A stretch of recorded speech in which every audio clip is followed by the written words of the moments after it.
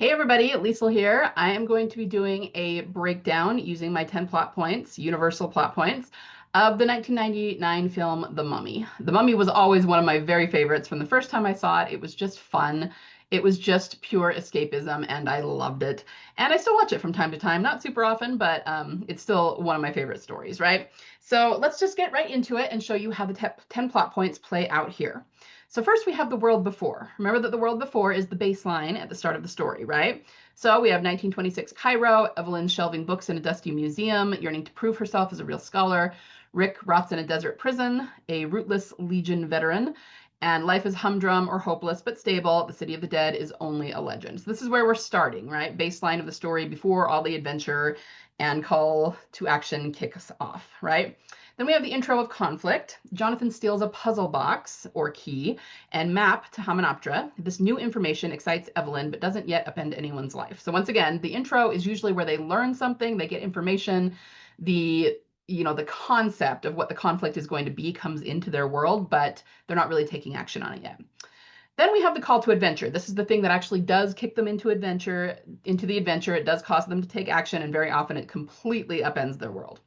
So to reach Hamunaptra, Evelyn bargains Rick out of the gallows so that he can guide their expedition, and every principal character boards the Nile steamer, leaving normal life behind. So in this case, it doesn't have to be the case in all stories, though it more often is either in fantasy or in action adventure. They're actually going somewhere. They're actually going on a quest, which means physically traveling somewhere in the story. Now, again, not all stories are like that, but this one definitely is.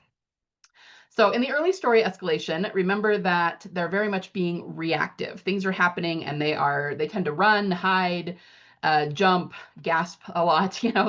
There's things acting upon them and they are simply reacting to those things, trying to keep their heads above water. So um, for the early story escalations in The Mummy, we have the competing American treasure hunters and the Magi warnings, a nighttime boat attack, ravenous scarabs, and the discovery of both canopic jars and the Book of the Dead. All outside forces batter the heroes while they mostly react.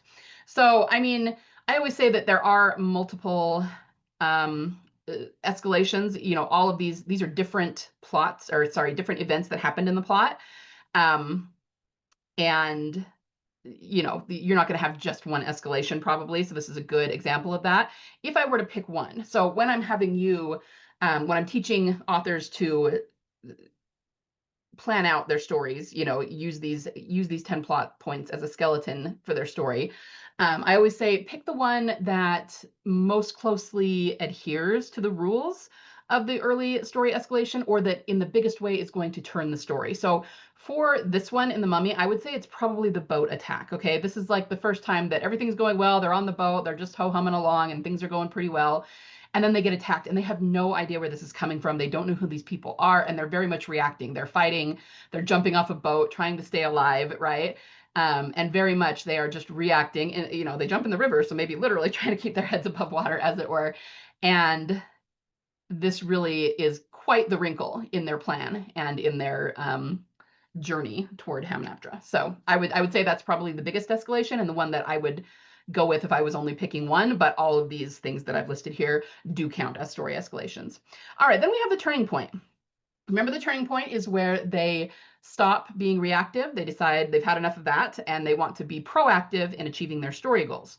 They very often hatch a plan for how they're going to do that.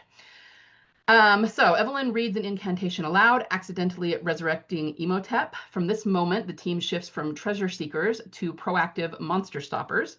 Survival, not riches, becomes the goal. So the other thing about the turning point is that it's where everything kind of changes. Like the first half of the story up to the turning point, they often have one goal, or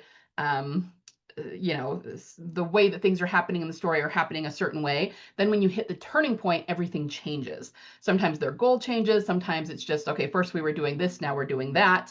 And so this is kind of what this turning point is.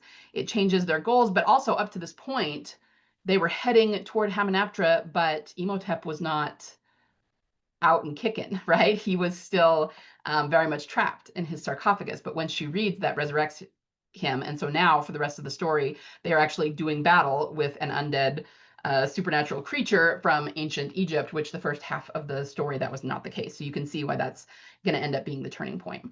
All right, then we have the late story escalation. Imhotep drains the Americans' organs.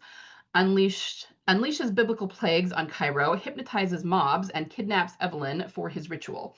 Stakes skyrocket, and their earlier plan is shattered. So again, lots of different stuff, but remember that the late story escalation means outside forces are pushing back. And obviously, most of this is coming from the villain, it's coming from Imhotep, all of these things.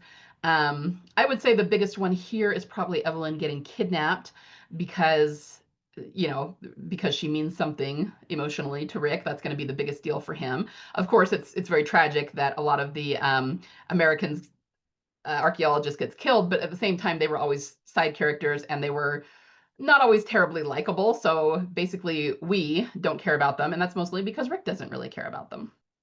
So yeah, once again, we can see a lot of different possible escalations, but the biggest one, the one that has the most emotional bearing, is the one that I would usually focus on for the late story escalation. All right, the climactic moment is always going to be the main character, or characters in this case, against the villain, right? Against coming face to face with their biggest nemesis in the story. Back in Hamunaptra's temple, Rick sword fights a mummified priest while Evelyn stalls Imhotep and Jonathan scrambles to unlock the golden book of Amun-Ra. The heroes can confront their supreme antagonist together. So this is just the whole end sequence. There's a lot of action going on where they're, you know, Imhotep is trying to sacrifice Evelyn. You've got Rick and Jonathan running around. They keep more mummies keep showing up to fight them, you know, and Jonathan eventually takes control of them. There's just a lot going on. It's this whole sequence is, of course, the climactic face-off. The uber despair, kind of like Dark Night of the Soul, is where they often don't think that they're going to be able to pull it off, you know, like the bad guy's going to win and they are not. So for this, Imhotep begins reviving Anck-su-namun. Rick's weapons bounce off the immortal priest. The temple is collapsing. And Evelyn is seconds from death. It appears they have already lost, or that they're going to lose, right? But then the Ah-Hah is where they figure out that they can do this, or how they're going to be able to do this, right? Jonathan deciphers the final hieroglyph, which reading it strips Imhotep of immortality. Rick instantly pivots, runs him through, and hurls him into the soul-draining pool. Knowledge plus courage equals victory. And of course, the resolution is that Hamunaptra sinks beneath the sand. Benny and his camel load of gold vanishes. Rick, Evelyn, and Jonathan ride into the sunset, richer, alive, and at least for Rick and Evelyn, in love. So I want you to notice this is the first mention of Benny we have in the 10 plot points. And that's because he's not a major character, right? The 10 plot points are usually focused on the main storyline, and it's just a skeletal structure so that you make sure that you're hitting all of the right points. But of course, you have to go in and fill in the details. And Benny is he's actually one of my favorite characters. He's so funny, and I crack up every time he's on screen because he's a bad guy, but he's also a wuss. And so he's like the biggest coward, and he says the most hysterical things. But he's not mentioned here, right? Until the very end. He's kind of a footnote. So just something to keep in mind, that the 10 plot points are here to help you structure your story, but it is not the end-all be-all of your story. You got to fill in the details. You got to fill in the subplots. You got to come up with the characters that have either the weirdness or the awkwardness or the levity of Benny, right? And all the other characters. There's a lot of dry humor in this story, which is one of the reasons I always really liked it. A few other things, takeaways. Even though this is a globe-trotting, effects-heavy adventure, it still hits these same 10 universal plot points, which is why I call them that. All stories need these 10 plot points. There are different structures of plot points, different systems of them, but I'm telling you, all of them are some sort of play on these 10. Some have more plot points, some have less, but it really all boils down to needing these points, right? And in this case, each beat turns the story. Plot point 5, the turning point, isn't just a cool scare. It's the structural hinge that flips the heroes from treasure hunters to world savers. So let's go back and look at this again. I did talk about it a lot when I first read it, but remember that this is where she reads the incantation and resurrects Imhotep. So this is a huge hinge. And I think that that's really important for some stories. I always, you know, if you listen to my podcast or you are in the membership with us, I gripe on this a lot. I get on my soapbox about this a lot. The turning point is a huge, huge part of the story. It's a huge beat. It's like, I love that it, you know, to describe it that way, it is the hinge on which the second half of the story turns. And most people don't even know what the turning point is. They don't include it. You know, they might include it in a very, very general way as part of act 2 of 3 or something, but they're not doing it intentionally. They don't really know what it is. They don't even realize whether they are or aren't doing it. So please pay attention to the turning point. It's really important. Okay. So I hope you guys enjoyed that breakdown of The Mummy. I give you permission to go rewatch it if you haven't watched it in a while. I did in order to do this breakdown, and of course, I had fun. If you want a little bit more, if you are at all interested in the 12 internal plot points for the characters, or other small lessons we can take away from the story, please feel free to join us inside the Legendary Fiction Forge.